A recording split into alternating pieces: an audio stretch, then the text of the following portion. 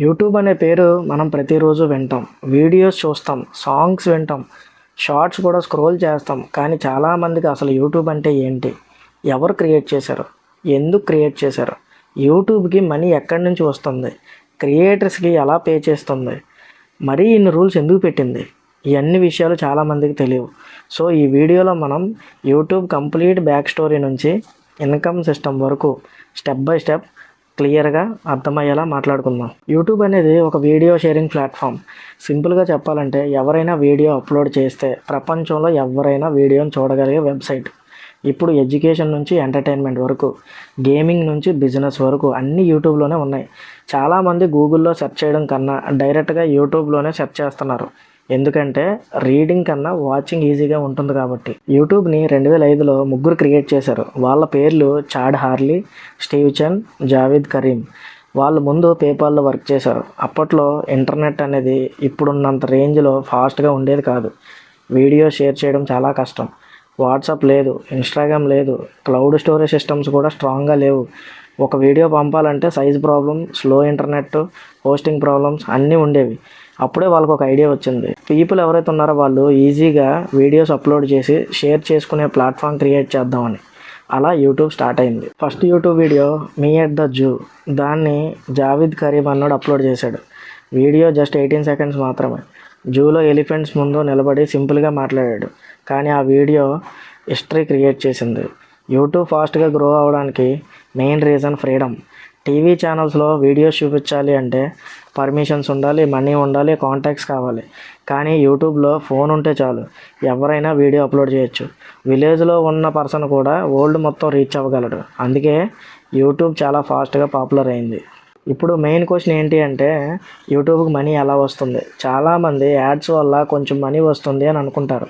కానీ YouTube billions earn చేస్తుంది. Biggest income sources ఏంటంటే యాడ్స్. మీరు వీడియోస్ చూస్తుంటే మధ్యలో యాడ్స్ వస్తాయి కదా. కంపెనీస్ యూట్యూబ్కి మనీ ఇస్తాయి వాళ్ళ ప్రొడక్ట్స్ని ప్రమోట్ చేయడానికి. ఎందుకంటే ఆడియన్స్ ఎక్కడ ఉంటారో బిజినెస్ అక్కడే యాడ్స్ పడతాయి. అటెన్షన్ ఇప్పుడు బిగ్గెస్ట్ బిజినెస్. యాడ్స్లో కూడా డిఫరెంట్ కాన్సెప్ట్స్ ఉంటాయి. సిపిఎం, సిపిసి, ఆర్పిఎం అని వినుంటారు. ఈ సిపిఎం అంటే 1000 యాడ్ వ్యూస్కి అడ్వర్టైజర్ స్పెండ్ చేసే అమౌంట్. సిపిసి అంటే యాడ్ని క్లిక్ చేస్తే వచ్చే అమౌంట్. ఫైనాన్స్, ఇన్సూరెన్స్ లాంటి కంటెంట్లో సిపిసి ఎక్కువ ఉంటుంది. ఎందుకంటే ఆ సెక్టార్లో కంపెనీస్ ఎక్కువ మనీ స్పెండ్ చేస్తాయి. ఆర్పిఎం అంటే క్రియేటర్కి ఇచ్చే యాక్చువల్గా వచ్చిన final earning after YouTube share cut అనమాట. క్రియేటర్స్కి యూట్యూబ్ డైరెక్ట్ బ్యాంక్ అకౌంట్లో మనీ పంపదు. ప్రాసెస్ ఏంటంటే యూట్యూబ్ అనేది యాడ్సెన్స్ అనే సాఫ్ట్వేర్ యూజ్ చేసి దాని ద్వారా బ్యాంక్ అకౌంట్కి అమౌంట్ పంపిస్తుంది. గూగుల్ యాడ్సెన్స్ అనే సిస్టమ్ ద్వారా పేమెంట్స్ అవుతాయి.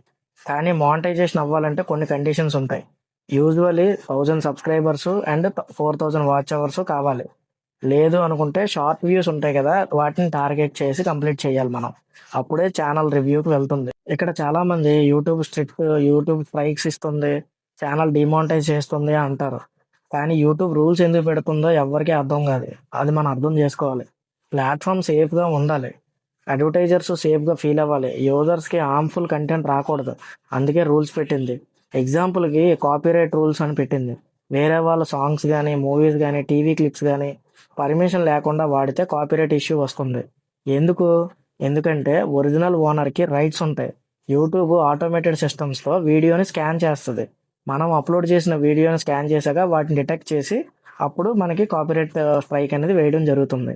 ఇంకో ఇంపార్టెంట్ రూల్ ఏంటంటే రీయూజ్డ్ కంటెంట్. వేరే వాళ్ళ వీడియోస్ని డౌన్లోడ్ చేసి కొంచెం అటు ఇటు ఎడిట్ చేసి అప్లోడ్ చేస్తే మానిటైజ్ రిజెక్ట్ అవ్వచ్చు. ఎందుకంటే యూట్యూబ్కి ఒరిజినల్ క్రియేటర్స్ కావాలి, కాపీ పేస్ట్ కంటెంట్ కాదు. కమ్యూనిటీ గైడ్లైన్స్లో డేంజరస్ కంటెంట్ అలౌ చేయరు.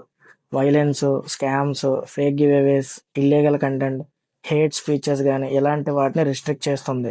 రీజన్ సింపుల్, ఫ్యామిలీ ఫ్రెండ్లీ ప్లాట్ఫామ్గా మెయింటైన్ చేయాలనేది యూట్యూబ్ యొక్క ఉద్దేశం. ఇప్పుడు అల్గారిథం గురించి మాట్లాడుకుందాం.